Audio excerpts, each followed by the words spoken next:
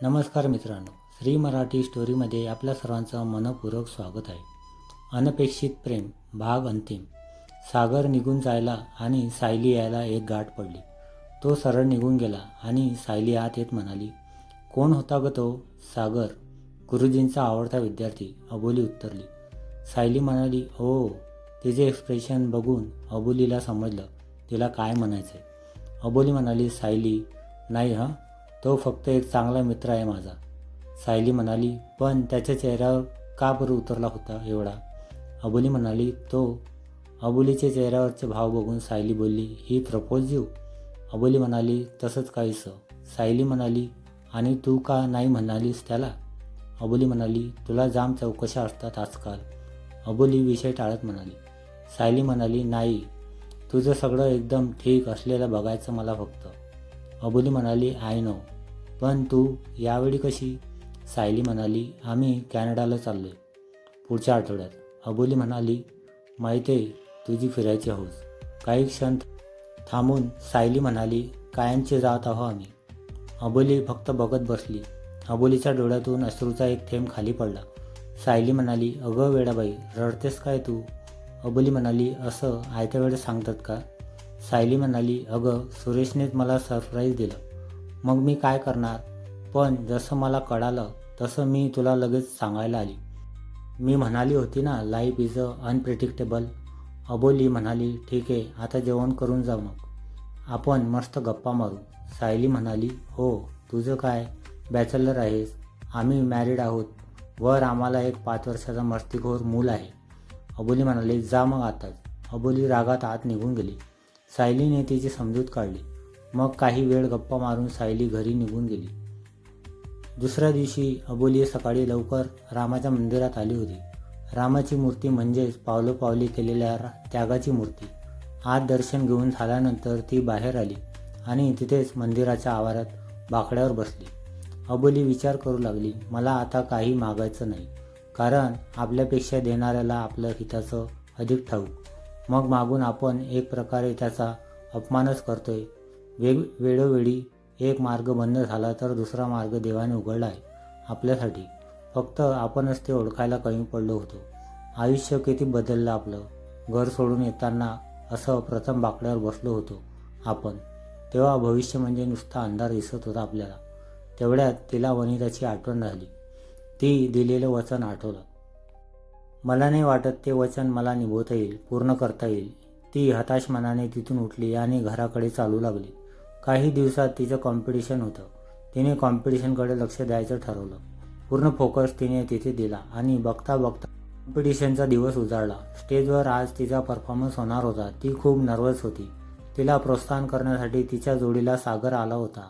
पण आज का जाणे तिला जो चेहरा तिच्यासोबत आज अपेक्षित होता तोच नव्हता. त्यामुळे का न कळत तिला सागरऐवजी अर्जुनच आहे असं एका क्षणासाठी भास झाला. अबोली मनातच म्हणाली, मी केलेल्या मेहनतीची आज परीक्षा आहे. मी काही मागे हटणार नाही. अर्जुनने रणजितचा बरोबर हिशोब घेतला होता. त्याने आजपर्यंत केलेल्या त्याच्या पापाचा घडा भरला होता. त्याची फाईल रिओपन करण्यासाठी अर्जुन प्रयत्न करीत होता. शेवटी त्याच्यावर असलेले आरोप आणि आधीचे असलेले केसेस सिद्ध झाले होते, म्हणून एकूणच त्याच्यावर कारवाई सुरू झाली. आता तो जेलची हवा खायला गेला होता कायमचा. अबोली ट्रॉफी जिंकून घरी आली होती. आज तिच्या आनंदाला पारावर उरला नव्हता. सर्वजण तिला अभिनंदन करण्यासाठी आज जमलेले होते. आज तिला कॉंग्रॅच्युलेशन्स करायला तिचे काही ओळखीचे व्यक्ती, ऑफिसमधले कलीग, तिचे मित्रमैत्रिणी, सागर आणि सायलीसुद्धा आली होती. तिला खूप भारी वाटत होतं. सागर तिच्याजवळ येत म्हणाला, अबोली, मी उद्या गावी चाललोय. अबोली म्हणाली, का रे? सागर म्हणाला, नाही, जरा हवा पालट करावी म्हणतोय. अबोली म्हणाली, अच्छा. संध्याकाळी हळूहळू सर्व मंडळी निवडल्यानंतर आता ती एकटीच घरी होती. अचानक तिला कसं तरी व्हायला लागलं.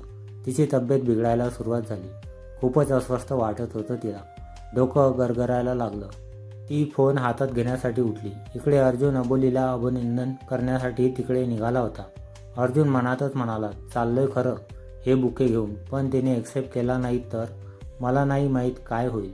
पण मला जे वाटते ते तिला कळायला हवं. तो तिथे पोहोचला. दरवाजा उघडाच आहे. आज तिला अभिनंदन करणारा मी काही एकटाच थोडी आहे.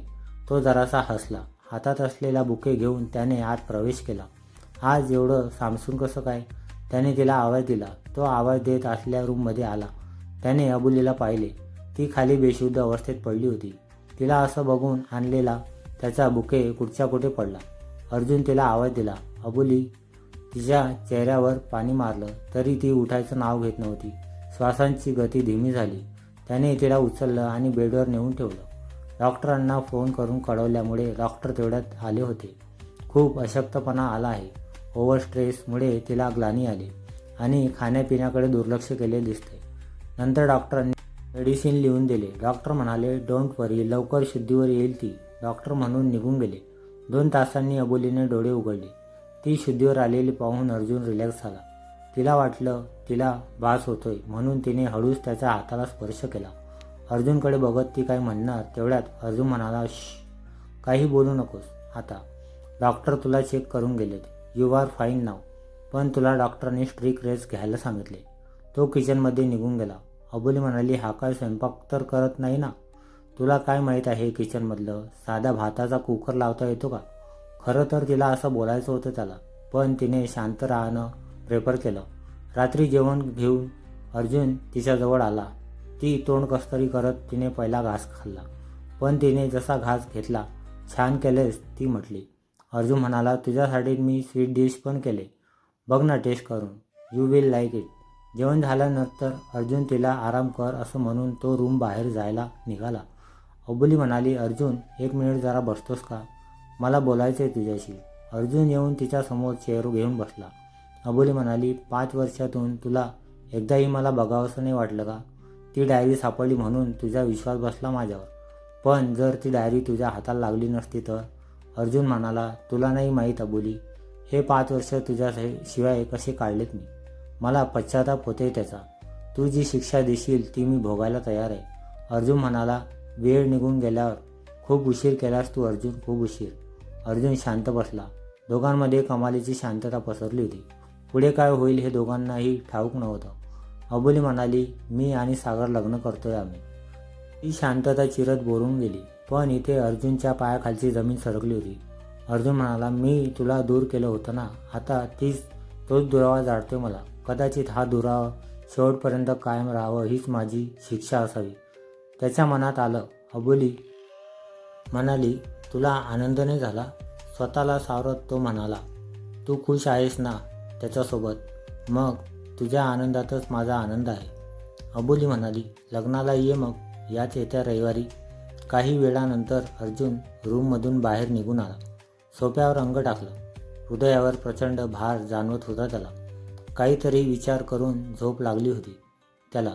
सकाळी पहाटेच तो तिथून निघून गेला. अबोलीने 2 दिवसासाठी रजा घेतली होती. त्यामुळे ती जरा उशिरानेच उठली. हॉलमध्ये पाहिलं तर अर्जुन नव्हता.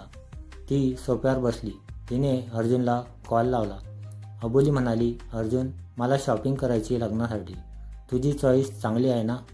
येशील ना माझ्यासोबत? अर्जुन म्हणाला, कुठे करायची शॉपिंग? अबोली म्हणाली, आधी मला पिक करायला तर ये, मग जाऊ आपण. अर्जुन म्हणाला, ठीक आहे, येतो मी. शॉपिंग स्टोअरमध्ये समोर आरशात पाहत अबोली म्हणाली, अर्जुन, अरे लक्ष कुठे आहे तुझं? ही साडी बघ कशी दिसते मला. अबोलीने आवाज दिल्यानंतर समोरच्या आरशात अबोली ऑरेंज रंगाची साडी दाखवत त्याच्या उत्तराची वाट बघत उभी होती. अर्जुनने फक्त हो म्हणून मान डोलावली. अबोली म्हणाली, अरे काहीतरी बोल. त्याने दुसरीकडे साड्या पाहिल्या. त्यातला एक साडीकडे इशारा करून ही छान आहे म्हणाला.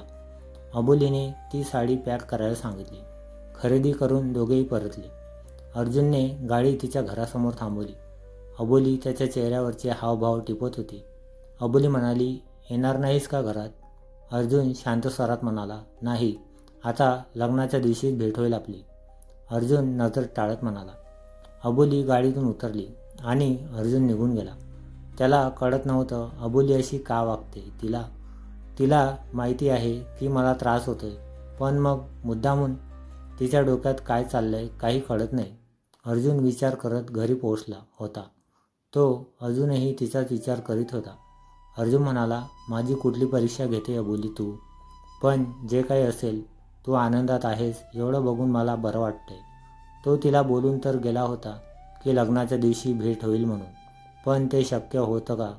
त्याच्यासाठी अजिबात नाही. स्वतःचं दुःख मारून तो अबोलीच्या आनंदाला जास्त महत्त्व देत होता. 2-3 दिवसानंतर अबोलीने सांगितल्याप्रमाणे लग्न तिच्या घरी साध्या पद्धतीने करायचं होतं. तो आज निघाला होता तिचं लग्न अटेंड करायला.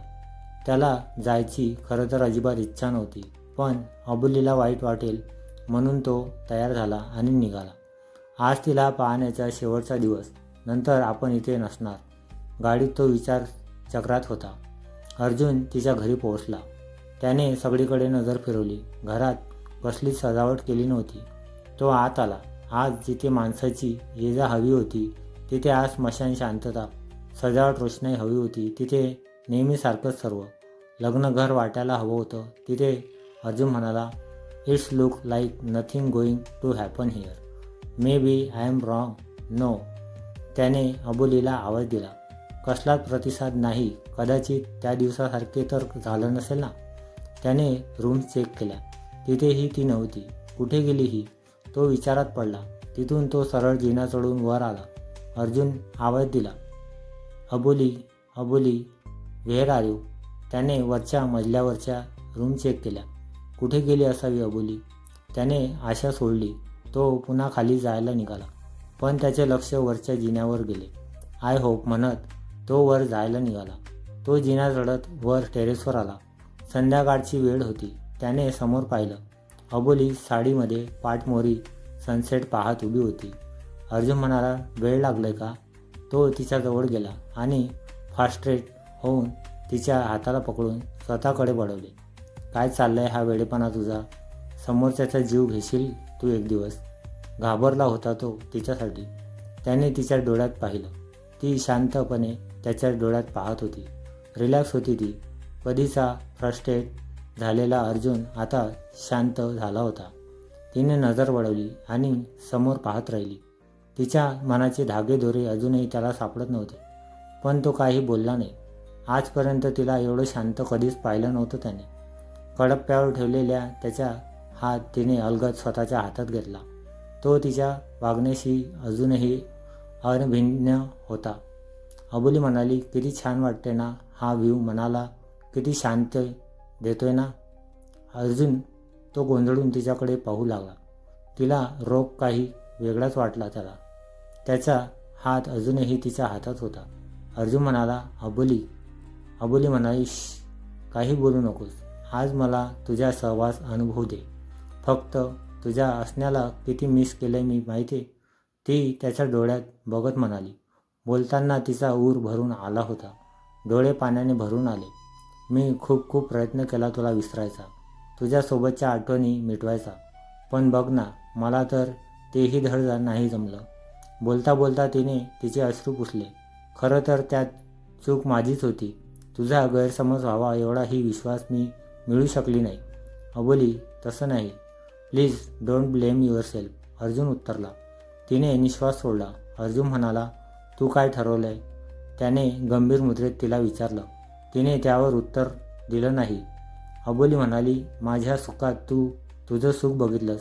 अजून काय पाहिजे मला? आपण प्रेम प्रेम म्हणतोय ते काय? अर्जुन, तू मला स्वतःच्या सुखापेक्षा माझं स्वातंत्र्य, माझ्या आनंदाला महत्त्व दिलंस. अर्जुनच्या हातात हात गुंफून त्याच्या खांद्यावर डोकं ठेवत म्हणाली, तुझ्याशिवाय माझं जगणं अधुरं वाटते मला. अर्जुन, त्याच्या डोळ्यात पाणी आलं. अबोली म्हणाली, इथे विधिवत लग्नाचे कुठलेही सोहळे नाहीत. मंडप नाही, माणसं नाहीत, फेरे नाही, मंगलाष्टक नाही. ती त्याच्या खांद्यावर डोकं ठेवून बोलत होती आणि तो फक्त तिला पाहत तिचं बोलणं ऐकत होता. अबोली त्याच्या नजरेला नजर देत म्हटली, इथे फक्त तू आणि मी आणि हा सूर्यनारायण आपला साक्षी. अर्जुन म्हणाला, आजपर्यंत खूप मुली पाहिल्या, पण तू निराळीच अबोली. तो तिच्या एकदम जवळ आला. तिने डोळे मिटले. तिच्या कपाळावर चुंबन घेतलं. त्याने त्याचे ओठ अलगद तिच्या ओठावर टेकवले. दोघेही एकमेकात हरवले होते. मोठ्या दुराव्यानंतर दोन जीव एकमेकात गुंतले होते. कधीही वेगळे न होण्यासाठी दोन जीव आज एक झाले होते. दोघांसाठी हे जग जणू थांबलं होतं. आज हळूहळू अंधार पडू लागला होता. दिशा मावळू लागल्या होत्या. अबोली आता ती राहिली नव्हती. तिच्या या कहाणीत तिला तिचे सगळ्यात प्रश्नाची उत्तरे मिळाली नसली तरी पण ती आजचा क्षण जगायला शिकले. ना भूतकाळाची चिंता ना भविष्याचे भेद. तू आणि मी एकच, तोडले सगळे भेद. मित्रांनो, तुम्हाला ही कथा कशी वाटली कमेंट करून नक्की सांगा. भेटूया नवीन कथेमध्ये. व्हिडिओ आवडल्यास लाईक करा, शेअर करा. नवीन असाल तर चॅनलला सबस्क्राईब करा. धन्यवाद.